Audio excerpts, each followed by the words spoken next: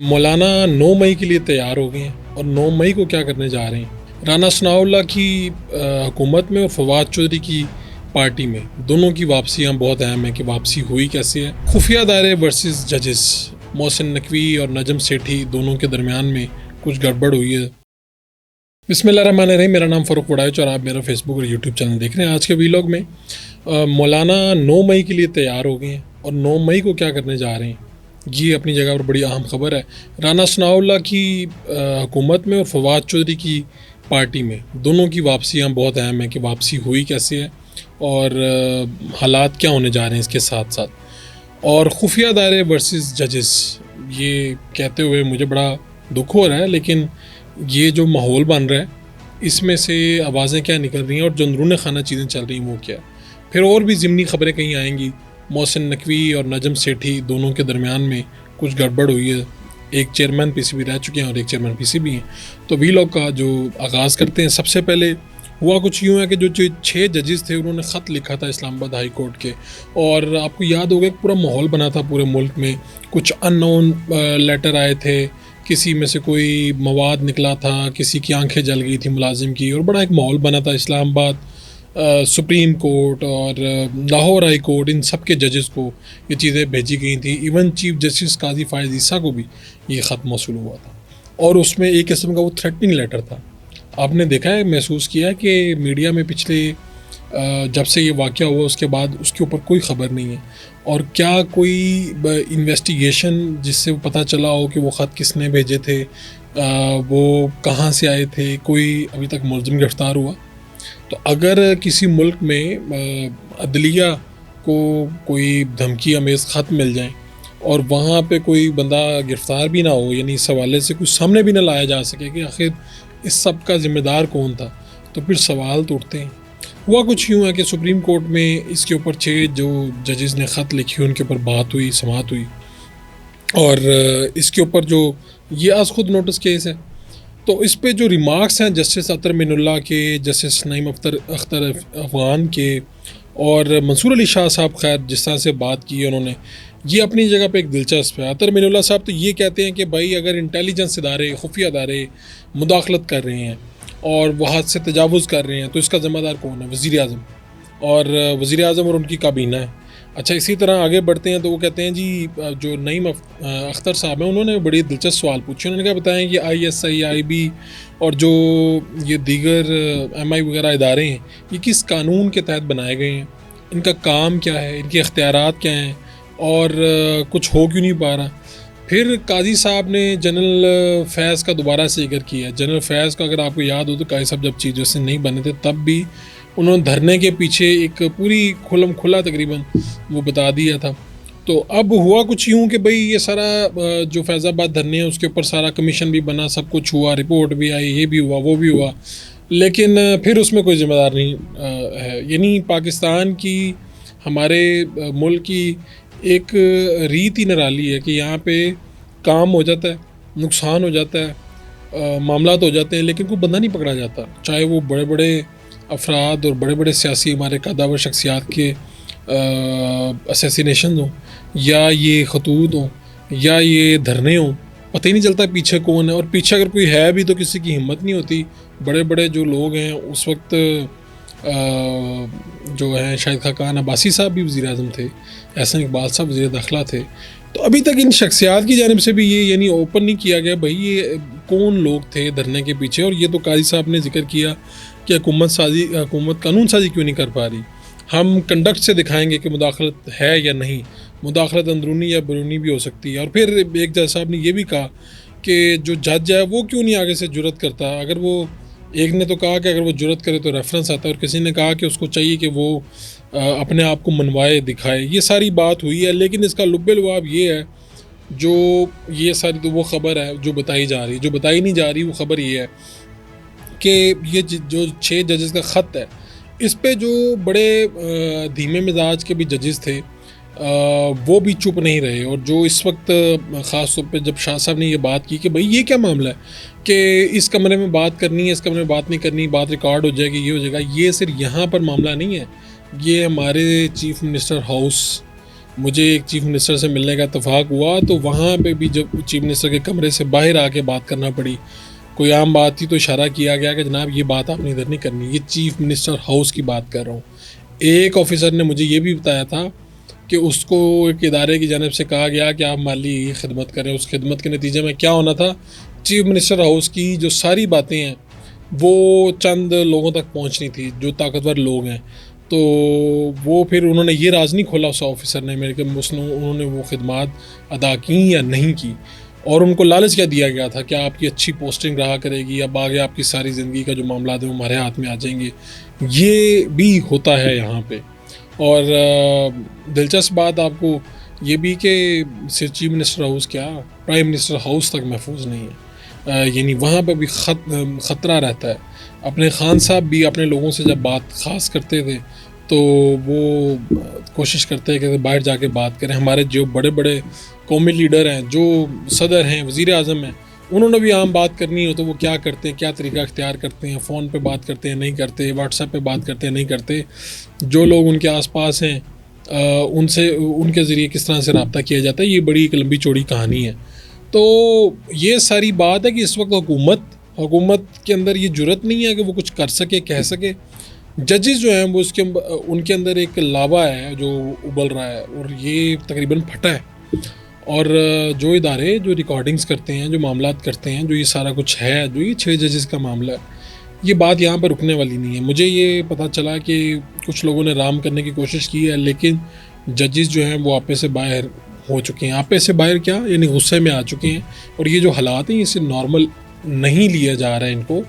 और इसके ऊपर बड़ा अच्छा वक्त है कि हुकूमत ये इनके कवानीन सामने लाए कि ये सारी एजेंसियाँ किस तरह काम करती हैं, इनको रेगुलेट करे। बहुत अच्छा वक्त है। इससे अच्छा वक्त कब होगा कि जब सारे अफ्रीकैन, मेरा ये ख्याल है कि फ़ौज भी ये चाहती होगी कि जो है इनकी कोई रेगुलराइज़ किया जाए इन इदारों को, क्योंकि जो हमारे पास इतलात हैं तो हमें तो बाज़ अफसरान ये भी कहते थे इन इदारों के कि इस वक्त वो फ़लाना हमारे ख़िलाफ़ कर रहा है। हम हैरान रहते थे कि क्या एक ही मुल्क के 2 इदारे एक दूसरे के ख़िलाफ़ भी काम कर सकते हैं और रस्साकशी भी रहती है। तो ये एक मामला है जिसके ऊपर मैं जितना कह सकता था मैं कह चुका हूँ।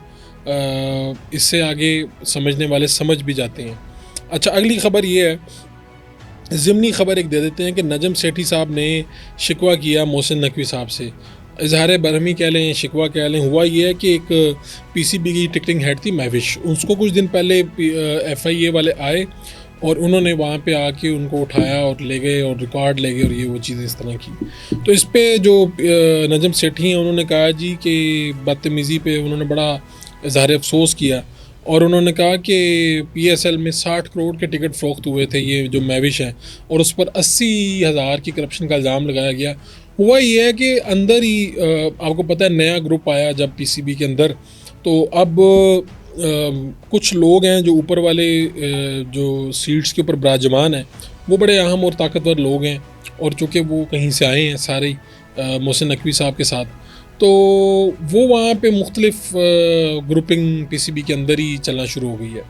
और ये जो खातून है, ये बड़ा टिकटिंग की हेड होना, ये बड़ा अच्छा पोर्टफोलियो है। तो फिर FIA जो है उन्होंने छापा मारा, तो इसकी बात आप समझ जाएं कि FIA जो है ये हमारे मोहसिन नकवी साहब के अंडर है, क्योंकि वो वज़ीर दाखिला भी हैं और बराह रास्त उनके अंडर आती है। तो एक वाक़या मुझे पता चला था वफाकी हुकूमत से कि कुछ अफसरान गड़बड़ कर रहे थे, तो वहाँ पे एक वज़ीर ने उन्हें कहा कि अगर आप आज के अंदर आपने ये काम ना किया तो आपके ऊपर केसेस बनेंगे। वो मुबैना तौर पे वो करप्शन की तरफ कहानी थी जो ऑफिसर्स थे। तो एक फेडरल मिनिस्टर, ताकतवर फेडरल मिनिस्टर, उन्होंने कहा कि अगर आपने ये काम ना किया और इसको ठीक ना किया तो आपके ऊपर जो केसेस बनने वाले हैं वो भी बनेंगे और जो नहीं बनने वाले वो भी बनेंगे।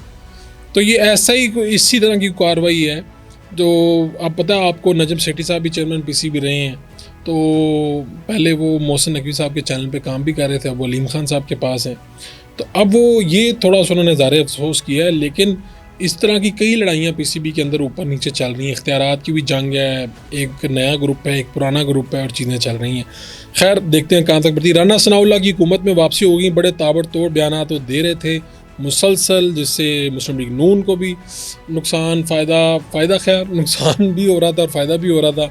मोहसिन नकवी साहब के ख़िलाफ़ भी उन्होंने बयान दिया बड़े हल्के फुल्के अंदाज में। तो अब उनको वज़ीर-ए-आज़म के मशीर बराए सियासी अमूर अवामी अमूर का वो दे दिया गया पोर्टफोलियो, फेडरल मिनिस्टर के वो बराबर होंगे।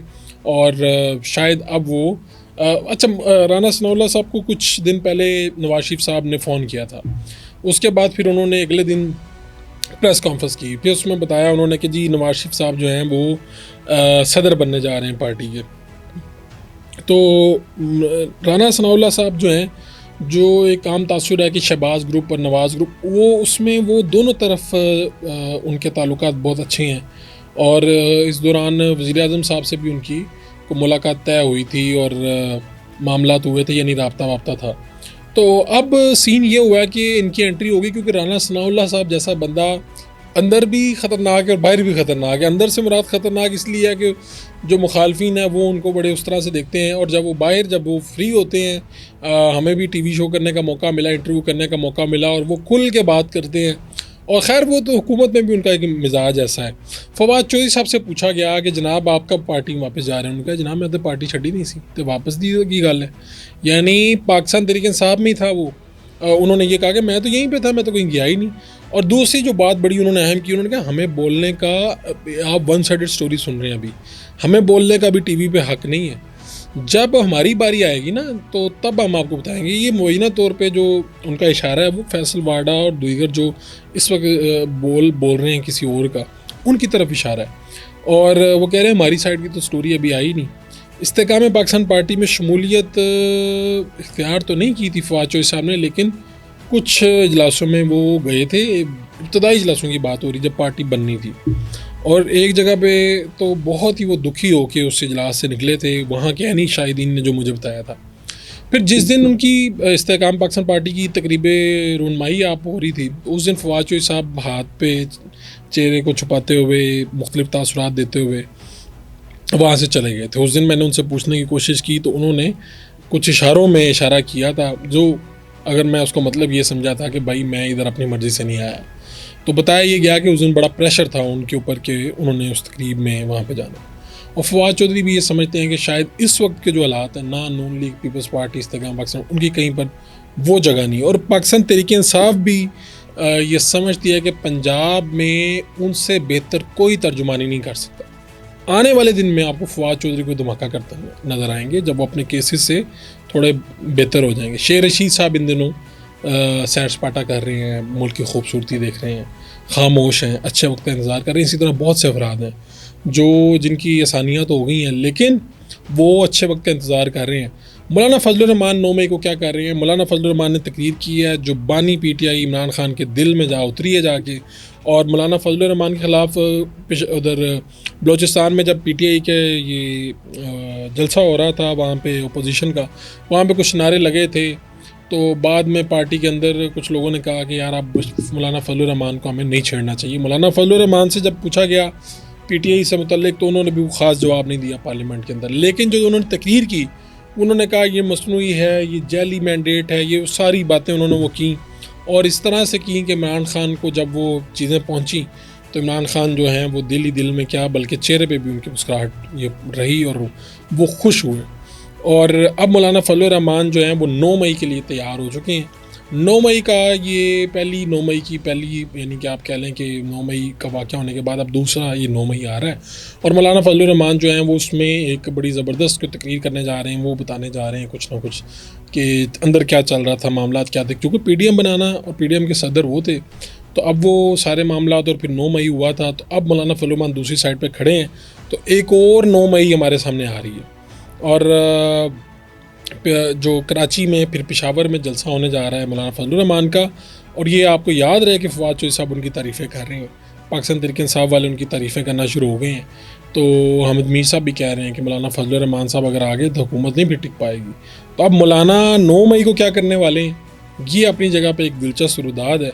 अपने मेज़बान फ़ारूक उड़ाइज को इजाज़त दीजिए। इंशाल्लाह फिर आपको नए व्लॉग और नई खबरों के साथ हाज़िर होंगे।